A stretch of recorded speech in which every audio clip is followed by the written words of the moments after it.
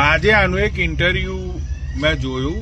એના ઇન્ટરવ્યુની અંદર આ મહિપત એવું બોલી રહ્યો છે કે એની 1 વર્ષની સોશિયલ મીડિયાની ઇન્કમ છે અરાઉન્ડ 90 લાખ રૂપિયા, અને એ 90 લાખ રૂપિયાની ઇન્કમથી હવે એરિયો લાવશે હેલિકોપ્ટર. તો ભાઈ તારે તારા પૈસાથી હેલિકોપ્ટરોની અંદર ફરવું છે, તારે તારા છોકરાને 50 લાખની ડિફેન્ડર અપાયેલી છે, અને તારે તારા પૈસાની સેવા નહીં કરવી, તારે લોકોના પૈસાની સેવાઓ કરવી છે અને તને ભગવાન બનવું છે. ભાઈ તારા દિલની અંદર ખરેખર સેવાની ભાવના હોત તો તું તારાય પૈસા સેવાની અંદર લગાડી દે. સમજો ભાઈ, લોજિકની વાત છે આ તો. સાચી વાત છે ભાઈ, લોજિકની વાત તો સાચી, પણ તમે એક રીતે વિચારો કે અત્યારે સમય કેટલો કિંમતી છે, એ સમયનો ઉપયોગ અત્યારે મહિપતસિંહ બાપુ બહુ સરસ રીતે કરે છે.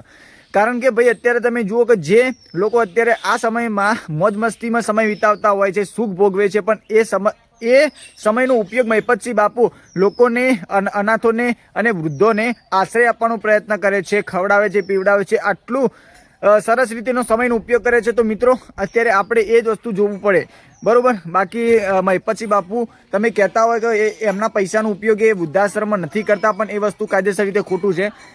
કારણ કે તમે જ વિચારો મિત્રો કે આટલું મોટું ફાઉન્ડેશન ચલાવ્યું હશે તો બધું કાંઈ સેવાથી જ પૈસાથી થતું હશે. મહિપતસિંહ બાપુનો કાંઈક તો ફારો હશે જ ને. આપણે ખાલી વિચારીએ ને તો જ આપણને આઈડિયા આવી જાય, બરોબર. બાકી બોલવાવાળા તો બોલે જવાના, પણ મહિપતસિંહ બાપુ અત્યારે આટલું સરસ કાર્ય કરી રહ્યા છે. મિત્રો તમે એક રીતે વિચારો કે શું આવું સામાજિક કાર્યકર કે જે સેવાનું કાર્ય કરતા હોય એમને જ કેમ ટાર્ગેટ કરવામાં આવે છે, બીજા કોઈ લોકોને, બીજા કોઈ મોટા કલાકારોને કેમ ટાર્ગેટ કરવામાં આવતા નથી? તમે એક રીતે વિચારો મિત્રો. આ એક પાડવાના ધંધા છે, બસ, ખાલી બીજું કંઈ નથી. બાકી તમારું શું કહેવું છે કોમેન્ટના માધ્યમથી અવશ્ય જણાવજો. વિડીયોને વધારે લોકો સુધી શેર કરજો, જેથી મહિપતસિંહ બાપુની આ વાત દરેક લોકો સુધી પહોંચી શકે. અને વિડીયો ગમે તો લાઈક કરજો અને ચેનલને સબસ્ક્રાઈબ કરવાનું ભૂલતા નહીં. કોમેન્ટમાં તમારો પ્રતિભાવ અવશ્ય આપજો. જય માતાજી.